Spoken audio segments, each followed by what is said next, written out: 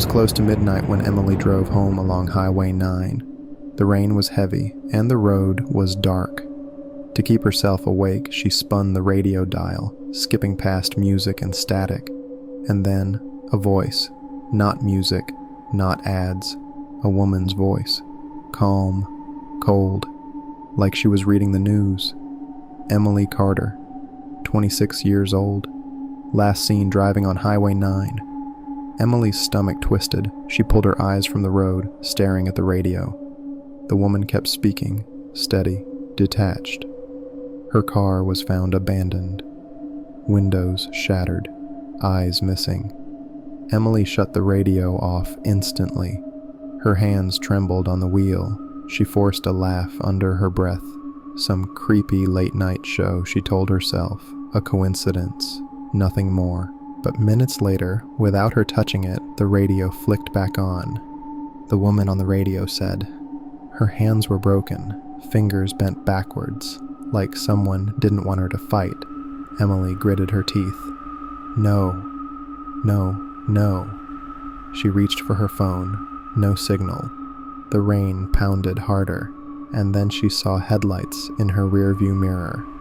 A car, following her, too close. She pressed the gas, splashing through puddles, but the car stayed right behind her, every turn, every swerve. Its headlights burned into her mirror. The radio woman whispered again. She realized she wasn't alone. A vehicle followed her. No license plate. No driver ever seen. Her breath broke into shallow gasps. The car flashed its lights twice. Desperate, Emily veered off the highway, pulling into a deserted gas station. The fluorescent sign above flickered weakly in the storm. She slammed the brakes. The car behind her rolled in too, and stopped. Both engines idled in the rain. Emily whispered, "Please, just go." The radio answered in that same calm, detached tone. Her last words were recorded, faint but clear. "Please, just go." The headlights behind her clicked off. Darkness swallowed the station. Emily's chest heaved. For a second, she thought maybe it was over. Maybe the car had left. And then, tap, tap, tap. Knuckles rapped against her passenger side window. She turned her head slowly. A woman stood there. Her face leaned close to the glass, soaked by the rain, but her eyes weren't gone. They were there, and they were moving, not looking at Emily, not looking at anything. They were spinning, fast, rolling endlessly in their sockets like wheels turning inside her skull. Her lips didn't move, but the radio began to speak in perfect sync with her presence. Emily Carter's body was found the next morning, her face pressed against the glass, eyes still staring, spinning.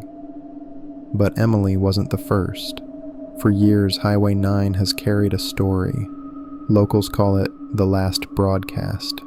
They say that late at night, when the storm is heavy and the roads are empty, a station bleeds through the static. A woman's voice, calm, detached, always describing someone's final moments while they're still alive to hear them.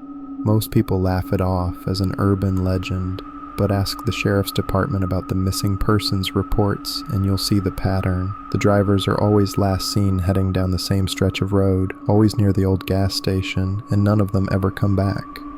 Truckers whisper about headlights that follow too close. Some say if you pull over, you'll see a woman waiting at your window, and if you look into her eyes, they don't stop moving, not blinking, not watching, just spinning. The gas station is still there, a broken sign humming under the rain. The pumps are empty, the lights never stay on. But sometimes, when the storm is loud enough, you can still see a car parked out front, windows fogged, something pressing against the glass. And the radio?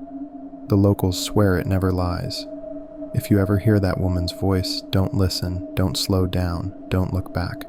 Because by the time she says your name, your story has already ended.